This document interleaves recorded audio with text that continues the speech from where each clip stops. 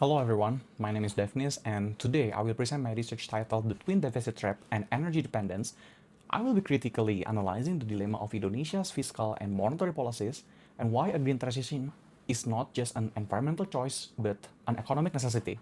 For decades, Indonesia relied on oil as a blessing, but starting from the year 2001 marked a structural turning point, as you can see on the chart. That was the year our oil consumption surpassed production.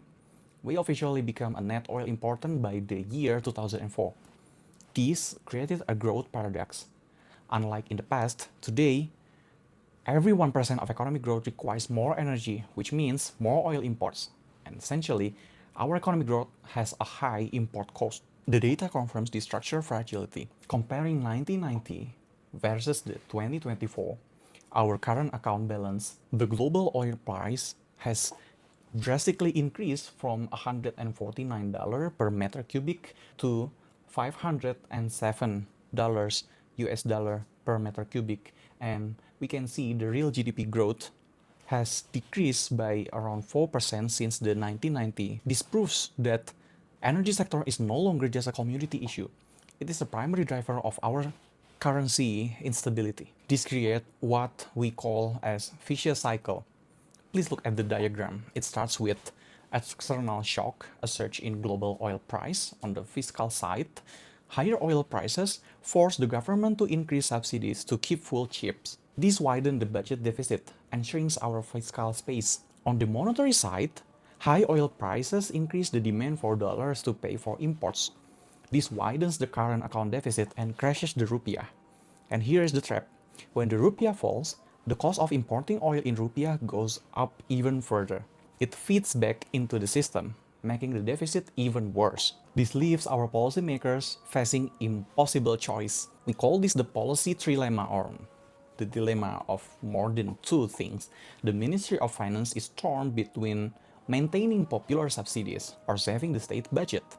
Meanwhile, Bank Indonesia, as the monetary regulatory, is forced to raise interest rates to defend the rupiah, even though they know high interest rates will choke the real sector and slow down growth. But they don't have another choice. To prove this, I conducted an empirical analysis using the simple econometric method, ARDL, covering 35 years of data from 1990 to 2024. And let's look at the long-run evidence in panel A. The variable log L oil shows a significant negative coefficient. This confirms the energy curse. In the long run, global oil price volatility is the dominant factor destroying the current account balance. Interestingly, the fiscal variable is significant here, proving that external factors dictate our stability more than domestic spending. Now, this is the most critical finding. Please focus on panel B, short-run elasticity. Look at the GDP variable. The model shows zero-leg structure. This means there is no time delay.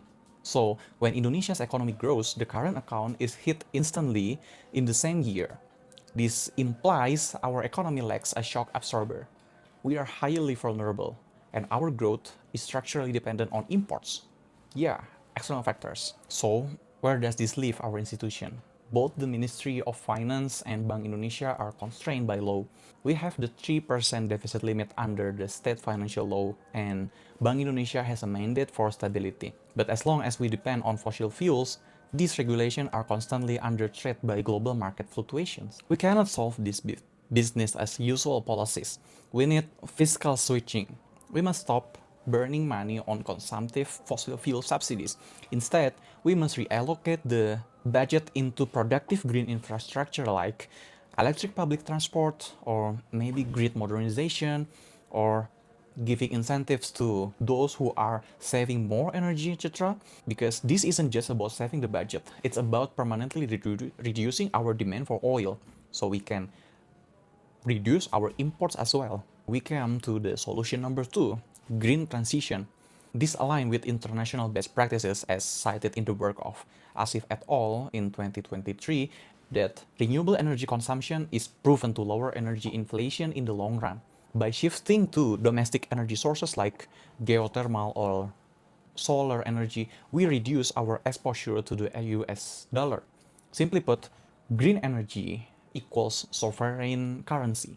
And as the final thoughts to conclude my presentation, the data from the last 35 years sends clear message. Fossil fuel dependence is a structural disease in the Indonesian economy. Fiscal and monetary policies cannot continue to act merely as firefighters every time oil prices spike. The only permanent care is to transition to greener energy, doing it aggressively. We have to fix the roof before the rain comes. Thank you.